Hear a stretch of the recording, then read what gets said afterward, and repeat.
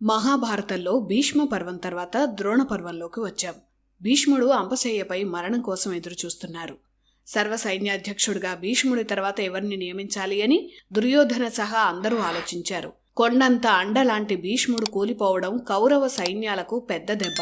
ముందు కర్ణుణ్ణి సర్వసైన్యాధ్యక్షుడిగా చేయాలని దుర్యోధనుడు అనుకున్నాడు. భీష్ముడు యుద్ధంలో ఉన్న 10 రోజులు పంతానికి పోయి కర్ణుడు యుద్ధం చేయలేదు. భీష్ముడు అంపశయ్యపైకి వచ్చాక కర్ణుడు వచ్చాడు. భీష్ముడి తర్వాత సేనలను నడిపించేందుకు అనుభవజ్ఞుడు కావాలి కనుక ద్రోణుడిని నియమిస్తే మంచిదని కర్ణుడే సలహా ఇచ్చాడు. అందుకు ద్రోణుడు కూడా అంగీకరించాడు. భీష్ముడి తర్వాత అంతటి గౌరవమైన పదవిని తనకిచ్చిన ద్రోణుడు సంతోషించాడు. ఆ సంతోషంలో దుర్యోధనుణ్ణి ఏదైనా వరం కోరుకోమన్నాడు. అప్పుడు ధర్మరాజుని ప్రాణాలతో పట్టి తెమ్మన్నాడు దుర్యోధనుడు. జూదప్రియుడైన ధర్మరాజుతో మళ్లీ పాచికలు ఆడించి వాళ్లను అరణ్యాలకు పంపాలని కుటిల ఆలోచన చేశాడు దుర్యోధనుడు. అర్జునుడి దృష్టి మళ్లించగలిగితే యుధిష్ఠిరుడు దొరుకుతాడని చెప్పాడు. ఇచ్చిన మాట ప్రకారం ఎలాగైనా ధర్మరాజుని ప్రాణాలతో తెచ్చి దుర్యోధనుడికి అప్పగిస్తానని ద్రోణుడు ప్రతిజ్ఞ చేశాడు. అలా 11వ రోజు యుద్ధం ద్రోణుడి సారథ్యంలో మొదలైంది.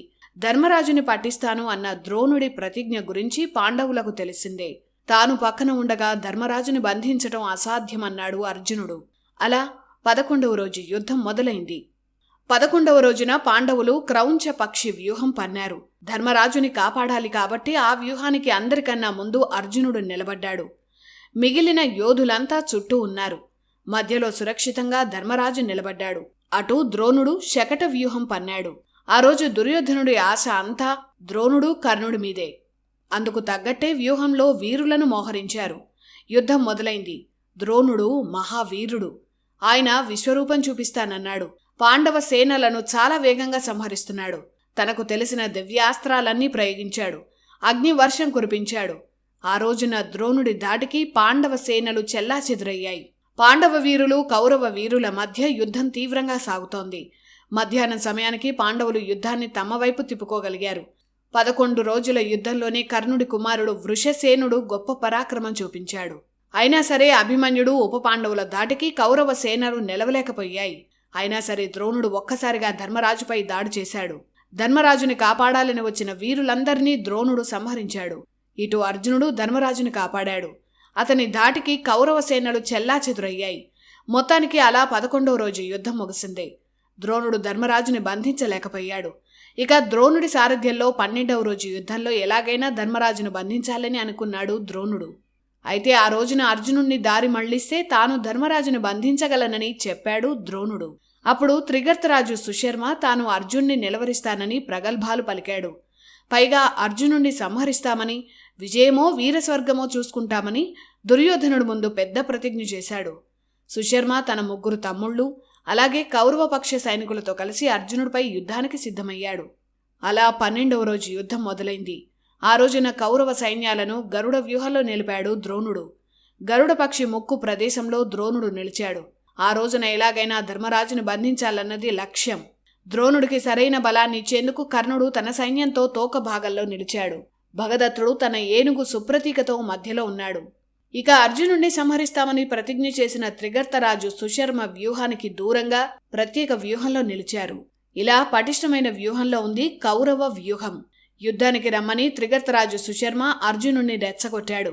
యుద్ధానికి పిలిచినప్పుడు కాదనకూడదు. అందుకే అర్జునుడు ధర్మరాజుని అనుమతి కోరాడు. కానీ ద్రోణుడి పరాక్రమం తెలిసిన ధర్మరాజు కంగారు పడ్డాడు. అర్జునుణ్ణి వారించాడు. అప్పుడు అర్జునుడు సత్యజిత్తు అనే వీరుణ్ణి ధర్మరాజుకి రక్షణగా నియమించాడు. ఒకవేళ సత్యజిత్తు మరణిస్తే యుద్ధం నుంచి వెళ్లిపోవాలని ధర్మరాజుకి అర్జునుడు చెప్పాడు. అలా అర్జునుడు సంక్షిప్తకులతో యుద్ధానికి వెళ్లాడు. ఇక్కడ శప్తః అంటే ప్రతిజ్ఞ చేసినవారు అని అర్థం. త్రిగర్తరాజు సుశర్మ సహా అతని తమ్ముళ్ళు అర్జున్ని చంపుతామని ప్రతిజ్ఞ చేసి యుద్ధానికి వెళ్లారు కాబట్టి వారిని సంక్షిప్తకులు అంటారు. వారితో అర్జునుడు యుద్ధానికి వెళ్లాడు. ధర్మరాజుకి అర్జునుడు దూరమయ్యాడు కాబట్టి 12వ రోజు యుద్ధంలో ఎలాగైనా ధర్మరాజుని బంధించాలని కౌరవులు చూస్తున్నారు. ధర్మరాజుని రక్షించేందుకు దృష్టద్యుమ్నుడు మండలార్ధ వ్యూహంలో సైన్యాన్ని నిలిపాడు. తన దగ్గరకు కౌరవ సైన్యం రాకుండా వీరులంతా చుట్టూ ఉండాలని ధర్మరాజు ఆదేశించాడు. యుద్ధం ప్రారంభమైంది. ప్రతిజ్ఞ చేసిన సంక్షిప్తకులు అర్జునుణ్ణి చుట్టుముట్టి యుద్ధం చేస్తున్నారు. అర్జునుడు తన శరాలతో వారిని తరిమి కొడుతున్నాడు. సుశర్మ, సుబాహు, సుధన్వ, సురథ ఈ 4 అన్నదమ్ములు అర్జునుడితో పోరాడుతున్నారు. వారిలో ముందు సుధన్వని అర్జునుడు సంహరించాడు. అంతేకాదు వారితో పాటు వచ్చిన వేల మంది సైన్యాలను దివ్యాస్త్రాలతో సంహరించాడు అర్జునుడు. దుర్యోధనుడికి కృష్ణుడిచ్చిన నారాయణ సైన్యం కౌరవుల వైపు పోరాడాలి కాబట్టి వారు కృష్ణార్జునులపై దాడి చేశారు. వారిపై అర్జునుడు తనకు త్వష్ట ప్రజాపతి ప్రసాదించిన దివ్యాస్త్రాన్ని ప్రయోగించాడు. ఆ అస్త్రం ఎలాంటిదంటే ఆ నారాయణ సైన్యంలో ప్రతి ఒక్కరికి తమ ఎదుటి సైనికుడు అర్జునుడిలా కనిపించేలా భ్రమ కల్పిస్తుంది. అలా తన ఎదురుగా ఉన్నది అర్జునుడే అనుకొని ఒకరినొకరు చంపుకున్నారు. అలా నారాయణ సైన్యంలో చాలామంది చనిపోయారు. మరోవైపు సంశప్తకులైన సుశర్మ తన సైన్యంతో అర్జునుడిపై మెరుపు దాడి చేశాడు. వారిపై వాయువ్యాస్త్రాన్ని ప్రయోగించాడు అర్జునుడు. ఇలా పార్థుడు సంశప్తకుల యుద్ధంలో ఉన్న సమయంలో ద్రోణుడు ధర్మరాజుని బంధించేందుకు చూస్తున్నాడు. పాండవ సైన్యాలపై ద్రోణుడు విరుచుకుపడ్డాడు. వేల మంది సైనికులు మరణించారు.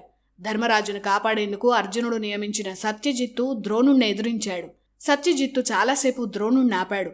కానీ చివరకు ద్రోణుడు సత్యజిత్తుని సంహరించాడు. ఇక సత్యజిత్తు మరణించాక తనకు రక్షణ లేదని ధర్మరాజుకు అర్థమైంది. అర్జునుడు ముందే చెప్పినట్లు ద్రోణుడికి కనిపించకుండా ధర్మరాజు మెల్లగా జారుకున్నాడు. ద్రోణుడికి ధర్మరాజు కనిపించలేదు. అడ్డొచ్చిన సైనికులను సంహరిస్తూ ద్రోణుడు ధర్మరాజు కోసం వెతుకుతున్నాడు. చిక్కినట్టే చిక్కి ధర్మరాజు జారిపోయాడని ద్రోణుడు చిరాకుపడి ఆ చిరాకులో చాలామంది పాండవ సైనికులను సంహరించాడు. ద్రోణుడు విధ్వంసాన్ని చూసిన ధర్మరాజు భీమ, నకుల, సహదేవులతో సహా పాండవపక్ష వీరులందరినీ మోహరించి ద్రోణుణ్ణి చుట్టుముట్టారు. వారు ద్రోణుణ్ణి సంహరించారనే కౌరవులు అనుకున్నారు. కానీ ద్రోణుడు వారిని నిలువరించాడు. అప్పటికి మధ్యాహ్నమైంది. అదే సమయంలో భగదత్తుడు తన ఏనుగు సుప్రతీకతో యుద్ధానికి వచ్చాడు. ఈ సుప్రతీక మొదట ఇంద్రుని వాహనం. ఈ ఏనుగు సహకారంతో ఇంద్రుడు ఎంతోమంది రాక్షసులను సంహరించాడు. నరకాసురుడు ఇంద్రలోకం నుంచి ఏనుగుని తీసుకువెళ్లాడు. నరకాసురుడి తర్వాత అతని కుమారుడు భగదత్తుడికి సుప్రతీక ముఖ్యమైన వాహనమైంది. అలాంటి అతిశక్తివంతమైన సుప్రతీక ఏనుగునెక్కి భగదత్తుడు పాండవ సేనలను నాశనం చేస్తున్నాడు. ఆ ఏనుగు భీముడే లక్ష్యంగా దాడి చేసింది. భీముణ్ణి చంపినంత పనిచేసింది. ఆ ఏనుగు సృష్టిస్తున్న అరాచకానికి పాండవ సైన్యాలు భయపడ్డాయి. ఆ ఏనుగుపై సాత్యకి దాడి చేశాడు. అయినా లాభం లేకపోయింది. భీముడు దాడి చేసినా ఆ ఏనుగు లొంగలేదు. అభిమన్యుడు, ఉపపాండవులు, యుయుత్స లాంటి వీరులంతా సుప్రతీకపై దాడి చేసినా ఆ ఏనుగు కొంచెం కూడా భయపడలేదు. అలా ఆ రోజు భగదత్తుని ఏనుగు సుప్రతీక సృష్టించిన కల్లోలం అంతా ఇంతా కాదు. ఇటు అర్జునుడికి సంశప్తకులకు పోరు సాగుతూనే ఉంది. చివరకు అర్జునుడిని సంహరిస్తామని చెప్పిన త్రిగర్తరాజు సుశర్మ, అతని తమ్ముళ్లను అర్జునుడు సంహరించాడు. అలా సంశప్తక వధ పూర్తయింది. ఆ తర్వాత సుప్రతీకను అదుపు చేసేందుకు కృష్ణార్జునులు అటుగా వెళ్లారు. సుప్రతీకం మీద అర్జునుడు బలమైన బాణప్రయోగం చేశాడు. ఆ సుప్రతీక కోపంతో కృష్ణార్జునులపై దాడి చేసి చంపినంత పనిచేసింది. నరకాసుని కృష్ణుడు సంహరించాడు. అతని కుమారుడు భగదత్త. తండ్రిని కృష్ణుడు చంపాడన్న కోపం అతనికి ఉంది. భగదత్తుడు కృష్ణుడిపై దాడి చేస్తే అర్జునుడు ఎదురు దాడి చేశాడు. భగదత్తుడు తన చేతిలో ఉన్న అంకుశాన్ని వైష్ణవాస్త్రంగా మంత్రించి అర్జునుడిపై ప్రయోగించాడు. అర్జునుడి వైపు రౌద్రంగా వస్తున్న వైష్ణవాస్త్రానికి ఎదురుగా కృష్ణుడు వెళ్లాడు. రౌద్రంగా వచ్చిన వైష్ణవాస్త్రం శ్రీకృష్ణుని వక్షస్థలం తాకి పూలమాలగా మారిపోయింది. మహావిష్ణువు భూదేవికిచ్చిన అస్త్రమే వైష్ణవాస్త్రం. భూదేవి కుమారుడు నరకాసుర. భూదేవి ఆ అస్త్రాన్ని నరకాసురుడికి, ఆ తర్వాత ఆ అస్త్రం భగదత్తుడికి ఇచ్చింది. విష్ణు స్వరూపమే కృష్ణుడు కాబట్టి ఆయనపై వైష్ణవాస్త్రం పనిచేయలేదు. అలా భగదత్తుని వైష్ణవాస్త్రం నిరుపయోగమైంది. వెంటనే అర్జునుడు గాంధీవాన్ని సంధించాడు. శక్తివంతమైన బాణంతో సుప్రతీక కుంభస్థలాన్ని బద్దలు కొట్టాడు. అలా సుప్రతీక కుప్పగులింది.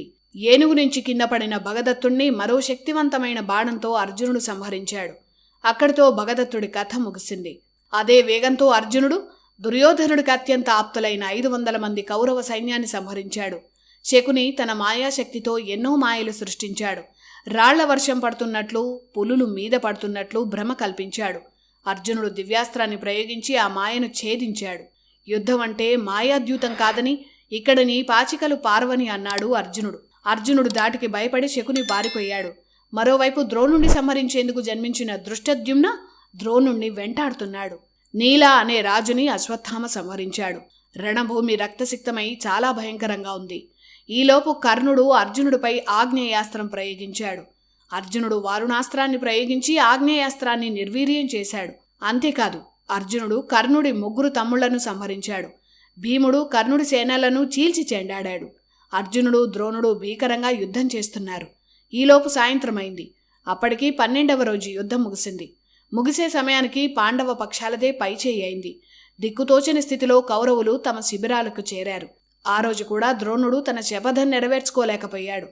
అదే విషయాన్ని దుర్యోధనుడు ద్రోణుణ్ణి నిలదీశాడు. సుయోధన మాటలకు ద్రోణుడు బాధపడ్డాడు.